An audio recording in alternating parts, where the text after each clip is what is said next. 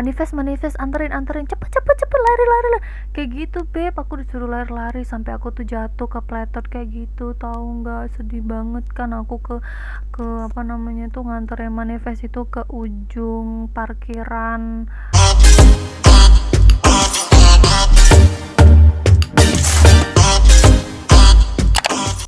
Halo, assalamualaikum warahmatullahi wabarakatuh. Kembali lagi sama aku Delvi Tamala. Nah, sebelum kalian nonton video ini, kalian wajib banget ya untuk subscribe, komen, like, dan share video ini ke teman-teman kalian. Nah, buat teman-teman, hari ini aku bakal ngebahas tentang pengalaman aku menjadi ground staff Palembang di Lion Air. Duit. Kayak kan duet sih kayak buat video ini bareng temen aku, cuman kan karena posisinya itu dia di Jakarta, corona, aku di Palembang, corona juga, jadi nggak bisa buat meet and greet. Kayak buat apa ya, video bareng, jadi kita kayak ya dia buat video, aku buat video, nanti aku gabungin gitu. Jadi di sini aku pengen banget ceritakan. Nah, sebelumnya ini teman aku yang bakal cerita pertama. Ketemu lagi dengan saya Gumara Tindar. Oke, baiklah. Di sini saya akan sharing tentang pengalaman saya waktu saya training di Palembang bersama sahabat seperjuangan saya Delvi Tamala. Oke, baiklah. Saya bingung sih sebenarnya mau cerita dari mana. Sebelumnya mohon maaf ya karena saya dalam keadaan kerja. Cuma ini lagi waktu senggang, jadi nggak ada aktivitas. Jadi ya saya coba buat video ini. Oke, langsung saja nih request dari teman saya si Delvi Tamala. Waktu kita training itu pertama tuh kita dibagi schedule dan kebetulan saya sama Delvi itu satu schedule. Mungkin dikarenakan kami dekat rumah waktu di Palembang itu. Rumah kami itu jauh dari bandara ya. Rumah saya dulu di Palembang itu di Pusri, Delvi di Mata Merah. Satu arah sih, jadi kita berangkat bareng. Kalian tahu nggak sih waktu kita training itu pas kita dapat jadwal subuh itu, kalian bayangin dari Pusri kalau kita masuk siang itu kita pulangnya itu malam. Kita pulangnya malam hari, dan tahu sendiri malam gimana pulang malam. Kalau waktu itu sih belum pernah kan ya. Kalau sekarang sih is oke, mau tengah hari mau tengah malam is oke. Kalau dulu kita pas baru terjun di dunia penerbangan ya, pulang malam itu nggak biasa. Jadi ya takut gimana gitu kita berdua. Cuma semuanya bisa dilaluin. Kalau untuk masalah untuk pengalaman berangkat kerjanya sih mungkin segitu aja sih. Cuma kalau mau didetail lagi mungkin bisa panjang ya. Oke, masuk aja langsung ke pengalaman waktu kerja atau waktu training nih. Waktu kita training di bandaranya nih, itu kita dibagi dua nih. Ada pertama itu di bagian check-in counter, dan satu lagi di bagian boarding gate. Check-in counter itu ya untuk check-in pertama penumpang, dan di boarding gate untuk proses penumpang masuk ke dalam pesawat. Saya cerita dari check-in counternya dulu ya guys. Jadi waktu saya di check-in counter itu karena saya baru, jadi belum mengerti sistem. Kita juga sebagai siswa training juga belum diperbolehkan untuk pegang sistem. Jadi kita cuma bantu-bantu senior-senior atau staff-staff yang sudah bekerja di sana. Waktu itu kebetulan ada senior saya yang baik hati.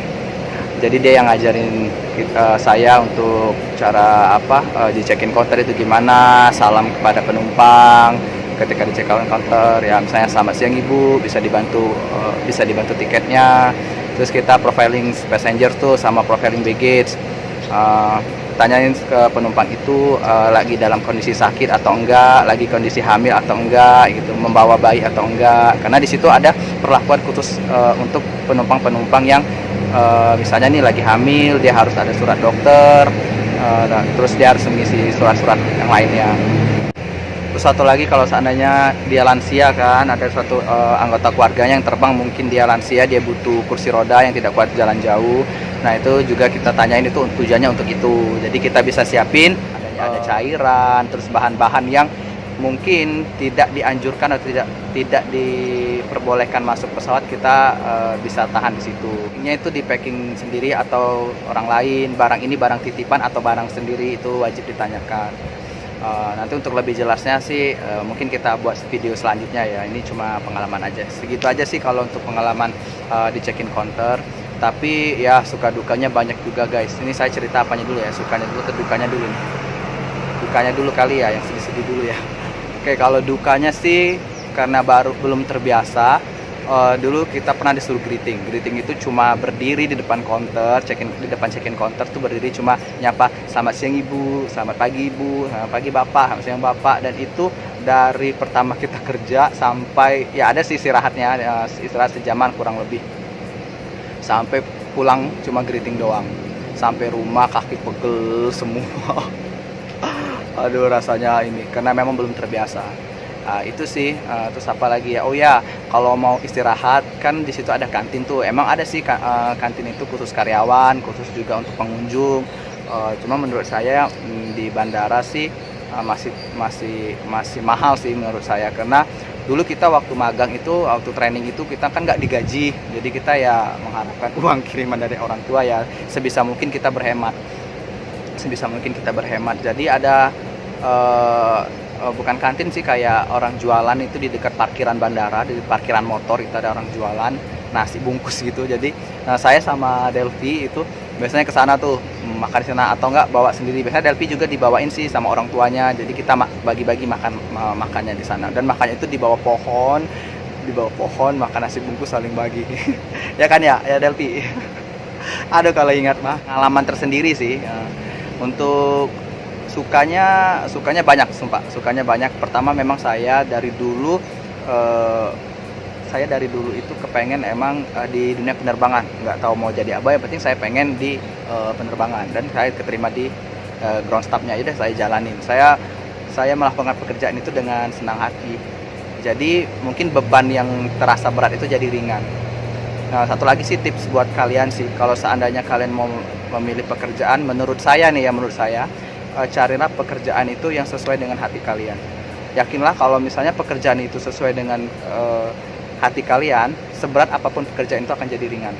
Beda kalau seandainya nggak dari hati, kalian pilih pekerjaan itu tapi hati kalian masih di yang lain, pengen yang lain, pasti walaupun seringan apapun pekerjaan itu serasa akan berat. Kalau menurut saya itu. Terus buat sukanya tadi ya, melenceng jauh nih. Buat sukanya sih banyak kali sukanya. Sukanya itu ya di situ pertama dapat pengalaman, dapat teman baru. Oh, tahu caranya gini, teman baru, tahu cara untuk handle pesawat. Kan kita di situ tuh trainingnya nggak hanya di domestik, di internasional. Jadi kita juga tahu cara buat jendek, terus cara check-in penumpang. Banyak deh pokoknya. Tahu banyak hal di situ. Bandara Palembang kemarin sama teman saya itu satu lagi itu si Delvi, kita masuk perjuangan sampai kita masukin lamaran itu dari Garuda, dari apalagi Sriwijaya, semuanya dimasukin semua di area Palembang gitu. Cuma ya apa yang dapat saya bagi ke kalian, kalau misalnya ada pertanyaan boleh komen di bawah ya Delvi ya. Nanti kita bantu jawab deh. Kita bantu jawab apa yang mau ditanyakan. Kalau bisa saya sama Delvi balas, kita jawab. Itu aja sih. Lebih dan kurang saya mohon maaf ya. Maaf videonya agak kacau, agak ribet suaranya dikarenakan karena saya shootnya di luar, di kantor panas, AC-nya nggak nyala. Nah, waktu itu aku juga sempet kalau misalkan gak ada senior yang jahat, ya kan, itu juga ada senior yang jahat gitu, kayak yang gimana gitu. Nah, aku tuh pernah sempet belajar juga untuk announcement gitu, jadi kayak para tamu kami terhormat gitu kan, tujuan Jakarta dipersilakan untuk memasuki ruangan masuk pintu berapa, gate berapa gitu. Aku sempat belajar juga, dan itu tuh kayak seneng banget suara kita tuh, wah ada suara kita kayak gitu kan. Sempat belajar juga kayak gitu kan. Tapi itu kalau nggak ada senior yang galak. Kalau ada senior yang galak kita nggak boleh, kita dimarahin. Jadi aku sama si Agung itu kayak umpet-umpetan gitu loh belajarnya. Nanti kalau misalkan ada senior yang galak ya udah kita nggak jadi gitu kan. Nah terus ya aku paling inget banget kan di situ posisinya kayak ada sirik juga kan sama aku, kayak rata-rata sih semuanya tuh kayak jahat banget lah sama aku gitu. Ada waktu itu namanya ya mungkin di sini mbaknya nonton nggak apa-apa lah, aku mention aja namanya Mbak Yulia. Itu menurut aku sih dia agak judes banget ya, dan agak jahat lah, menurut aku jahat banget sih dia sama anak-anak training, kayak jurus gitu. Dan aku tuh pernah inget banget ya, aku tuh disuruh nganterin manifest itu kayak dokumen seluruh penumpang yang kita anterin ke pesawat untuk pramugarinya. Itu tuh aku disuruh nganterin, disuruh cepet-cepet karena udah mau tutup pintu. Enak training ini nih, apa namanya, manifest anterin cepet lari kayak gitu beb. Aku disuruh lari sampai aku tuh jatuh ke pletot kayak gitu, tahu nggak, sedih banget kan. Aku ke apa namanya tuh nganterin manifest itu ke ujung parkiran pesawat itu kan. Itu di situ tuh kayak aku nyesek banget, kita tuh cuma disuruh dong, tapi kan kita nggak digaji. Seharusnya mereka lebih mengerti dong kan, mereka juga pernah di posisi kita. Tapi itulah namanya manusia kan, mereka nggak ngerasa gitu kan di posisiin kita.